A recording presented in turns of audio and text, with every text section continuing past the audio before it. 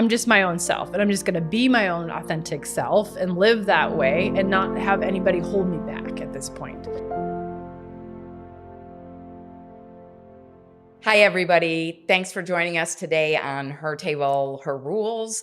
I'm Juliet Peters, your host, and I'm super excited today to have Tamara Thompson with me. Tamara is the co-founder of Broadcast Your Authority. Broadcast Your Authority helps me do this podcast, and they help lots of other people do podcasts. And Tamara, thank you so much for joining us today. So thank you for having me. Yeah, I want to talk about sort of your scaling journey, because you're in a very, very competitive space, and started your business pretty much from scratch.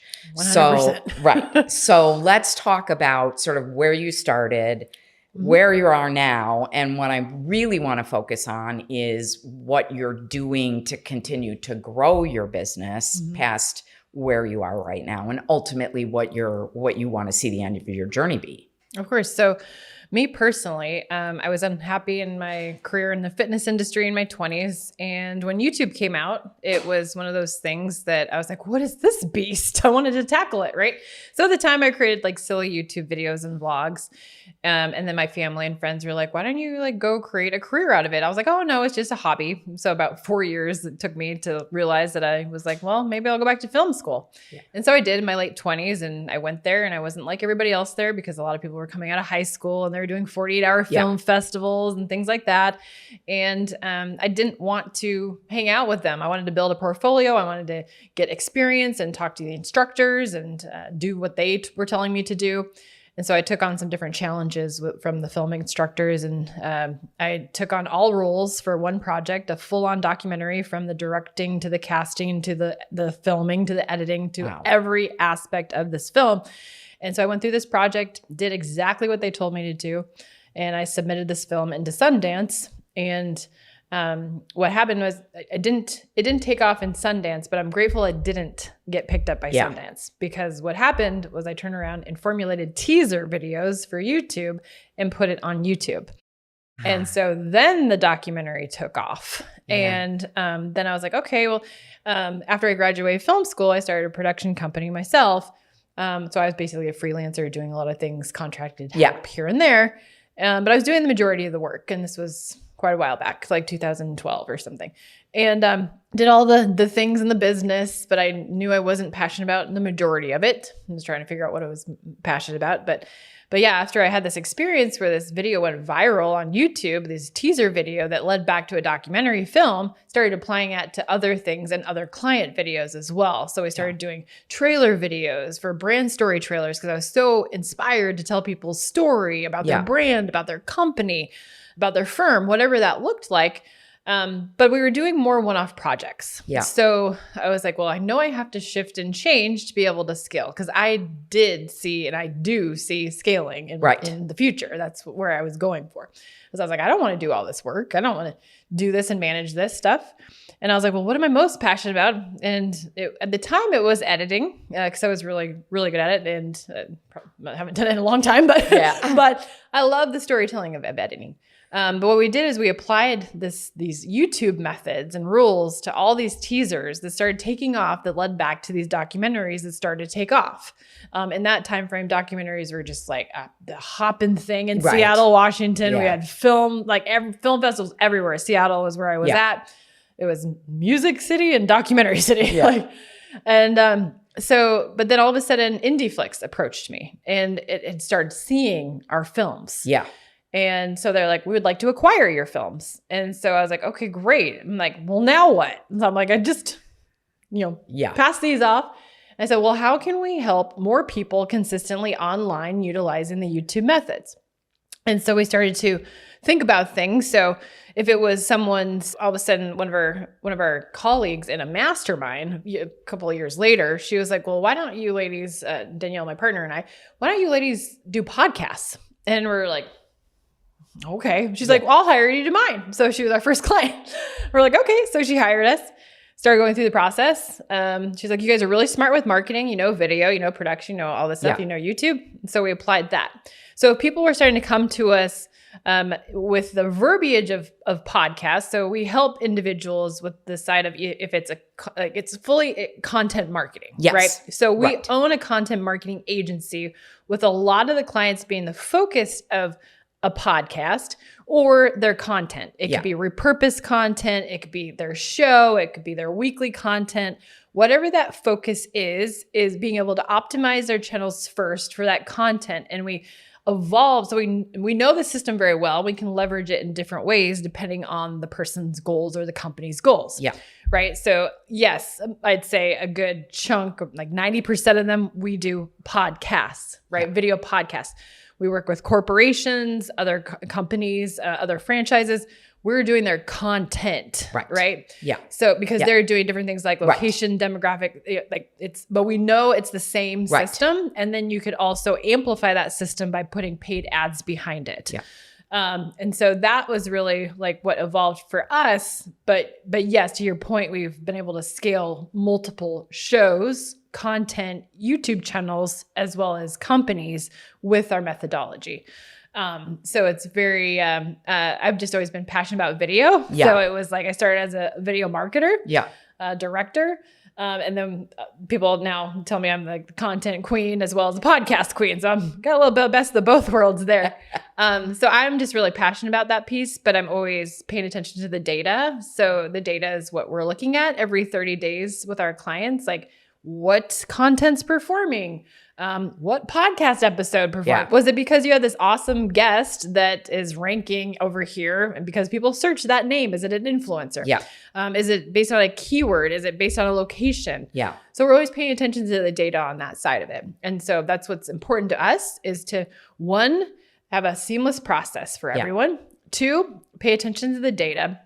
What's working, what's not working. Sometimes YouTube takes a little bit to get going. If you have ad spend, you can get that going a lot faster. Yeah.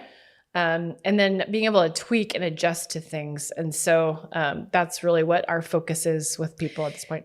But one of the things you said as you were kind of unveiling how you started down the road is that you always knew you wanted to build a scalable company. So 100%. You are starting with the end in mind, which I think is probably what people don't do a lot. And that doesn't matter if you're a woman or a man. Most people do not start with that end goal in mind. Well, and I also visualize things. So the power of visualization and manifestation and other things that you set the goals and the intention. So it's also about the verbiage that you use within yourself and when you speak to others. So like one of the main things, it's never if, it's when. Yeah. Set the goals, the intention of, I know that in 90 days, I'm going to do this, right? So you were saying like, what are some of the things that are helping us now? Yes.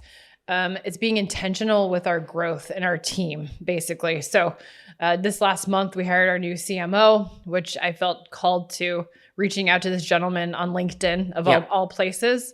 Did the research. I actually invited him out to one of our recordings to do a podcast with us in Scottsdale. Interesting. So he's in Scottsdale. That's a great job interview. Podcast. That's I know. great.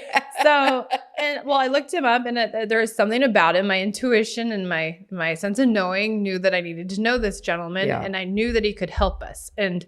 So I reached out and I was just Is he fractional or full-time? He is fractional. Yeah. That's another thing I wanted to ask you because you are building in some ways fractional team members, which is a smart growth. It doesn't mean you have to commit full in, right? In terms of an FTE. We touch base every week. We have designated calls each week. We have certain things. And then we also communicate in Slack with different stuff. And he also hops on different important calls when we're doing different things with like alignment of new partnerships. Yeah. So we're dealing with, or we have the opportunity to have this other extension incubator partnership with another company that's competitive, but I don't see competition as competition. I see it as always collaboration. How can you utilize somebody in a company that already does what you do to make introductions for other things? Stop. That's really important because I think that a lot of people don't do that, women and men included, but women they're a little gun shy, I think, because of, bad experiences. I think a lot of people that I speak to see people as competition, competitors, why can't you partner with this competition in another way that makes sense? And so I always do that. So with the way that we have our network for our podcast booking tour agency, like we've built a network of over thousands of individuals and business owners on the business side. So we're helping book people on podcasts. Yeah. Right. But two of our main power partners have also built 1,000+ network of top aligned podcasts. Right. And so if I'm like, hey, do you we have a roster of their clients, they have a roster of our clients, so that we're like, this person would be good for your show. We're helping give back to their business. They're helping give back to our business as well. So like we're opening up doors, and now we have 3,000 people in the network that are constantly opening up because we're giving back value to book our clients on those other people's shows that we might not have had the access to the network without building the relationship with a full-on competitor. Yeah. So that's that kind of strategy piece where you're looking down the road and you're looking for partnerships that can align with what you're and have that approach, which is we all rise. Instead of, a competitive. Always help people. Right. If it's not meant to be or something falls through, just let it go. Like people hold on to things like, if it's for a day or a week or whatever, I'm literally I let things go in a matter of a second. There's no reason to dwell on things that aren't going to serve you anymore. Yes, it hurts in that moment, but that it's not serving us. If you let something fester that just really pisses you off, it's just going to hold back your positive energy where you're because we're all just energy. Yeah, that's really good point. And I used to be that person back in the day when I was younger. I always wanted people to like me, growing up. I was that person. I'd be like, why didn't that person like me? And I'm like, now I'm like, I don't care. I care, but but I'm not over here dwelling if someone doesn't get along with me or doesn't like my personality traits or doesn't like my opinions. Yeah. I'm just my own self, and I'm just going to be my own authentic self and live that way and not have anybody hold me back at this point.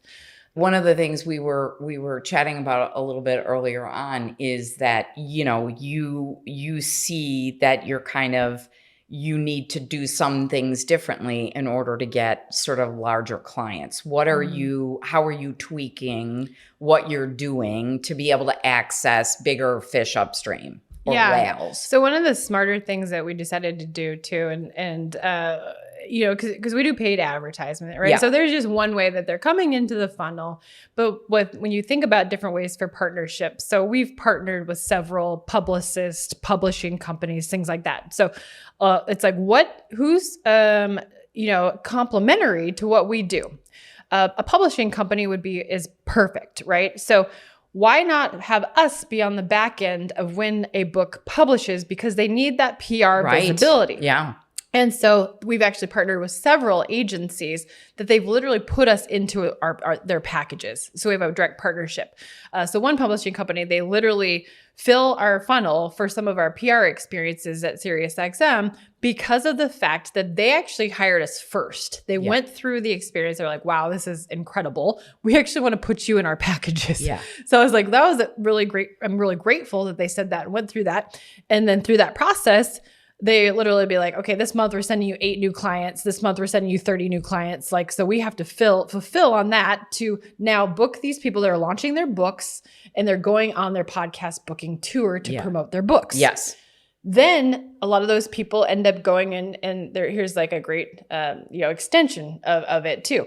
A lot of those people didn't even think about starting a podcast. After they start to work and get booked on podcasts, all of a sudden they're like, you know what? I really liked that. I want to start a podcast. Yeah. I was like, you know what I mean? Yeah. So firsthand. Yes, I know firsthand how that goes. So that happens quite often. Yeah. Because they get a taste of it. They think, I'm like, well, we allow you to create this experience where it's very minimal time on yourself. Yeah. Right? It's like batch recording, to be smart about it. But by partnering with these types of people that already have the clientele coming in, then you're automatically having your funnel fed each quarter. Yeah. And so our goal now is actually to find the ones that have the larger networks. If it's 1,000, 3,000, I actually had a call with a woman this morning that actually does a show, and her producer is the one that actually produced with Oprah. Oh, wow. So awesome. She has done a lot, really incredible things. So it's having these conversations with these people that have done things that are connected with those that you want to connect with and do more. And I talked to her about how different like soul alignment and stuff like that. And she literally was like, I just had goosebumps because you were talking about soul and spirituality. And, but it's like about paying attention to people and what they're looking for. And she is a great power connector in networking. So we started talking about how we could help leverage each other's networks again. So then she's got a network of over 1,000. Yeah. So it's that synergy where you can bring people in a lot faster to scale. And so that's on the client side, but with the team, it's a little bit different. So we typically train team members ahead of time. We hire ahead, train, and then they all come in part-time. So so you have the capacity then when they come in. Yeah. Yes, exactly. That's really smart. 100%. Yeah, that's really smart. I wish we could talk more, but we are out of time, unfortunately. But thank you very much for sharing your journey. Thank you very much for everything you've done to help me. I'm grateful and very appreciative of both you and Danielle, because you have an amazing business and you are amazing women who are working to lift women up, which we need more of. So thank you. Thank you. So Tamara Thompson, thanks for being with us. And thank you. We'll see you next time on Her Table, Her Rules.